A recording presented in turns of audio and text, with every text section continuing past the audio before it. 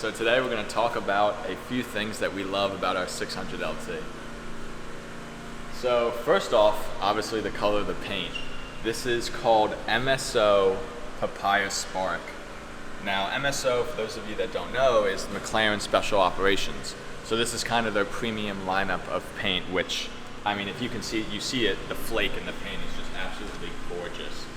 And it really changes color depending on nighttime, light, exposure, and everything. So it does look phenomenal. If we come around the back, this section of the tail, it's different than this. And you can notice that this material, it's not glossy, it's a matte type finish, and it's almost like more industrial. And that's the reason for that is because the flames come up to about 4 or 5 feet, and they need to powder coat this to make it flame resistant. Otherwise, you just melt the tail right off. We come around here, we've got the carbon fiber on this door and along the door sill, which is absolutely beautiful. Tied it in with the mirror caps, and then they got the 600 LT down below. Now, believe it or not, these side louvers right here were actually a huge option. We got them in carbon fiber, and basically the main reason for that is when you're traveling at fast speed, air is circulating underneath the tire, between the tire and the car. And this gives an escape route for the air to basically come out and exit and keep the car planted to maximize downforce. If you come up here, the attention to detail on McLaren is insane. I mean, just the little things really make this car a piece of art. Now, if you notice, this car we equipped it with a track telemetry. So along this front splitter down here, which is all carbon fiber, you can see a camera here. Now that's not for cruise control. This car doesn't even have cruise control. It's for track. So it's recording that. You have a camera up here. You have a camera in the back between the 2 seats, which records the cockpit, and it basically logs all your data, and you can record basically your track evening.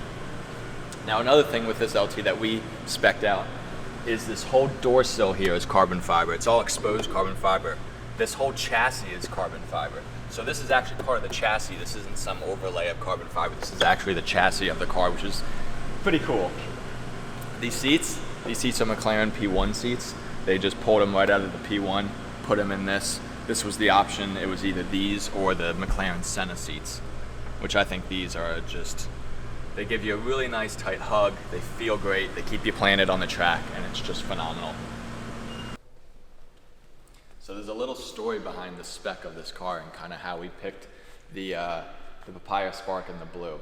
If you are familiar with the McLaren brand as a whole and the race team, their race colors are Papaya Spark orange and blue. So we really like the orange. We thought it had a great pop for the body of the car. And so we went with the Papaya Spark, and then we did the blue brakes as a kind of like a tribute to their race team. And I think it just really ties in perfectly with the car. Really kind of gives that pop.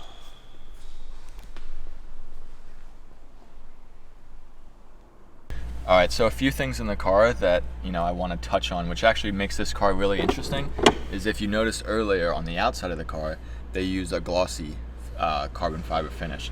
On the inside of the car, everywhere where you see carbon fiber, it's actually matte finish. On the paddle shifters, center lock display, all the exposed carbon fiber on the door sill. And if you actually reach and see underneath this floor mat, that's all the exposed carbon fiber chassis. So it really just gives you that race car feel, which is really neat. Now, if you look down here on the center console, this is kind of where McLaren lets you configure it and kind of get it to your liking. This left dial is labeled H, and that's for your handling. So you have your normal, your sport, and your track. And then the P is your performance. So you have normal, sport, and track. And if you want to activate all that, you click active, and basically you kind of dial that in manual. If you want to use the paddles, traction control, you got a launch button, in your auto start stop, and then the obvious buttons that are in every car.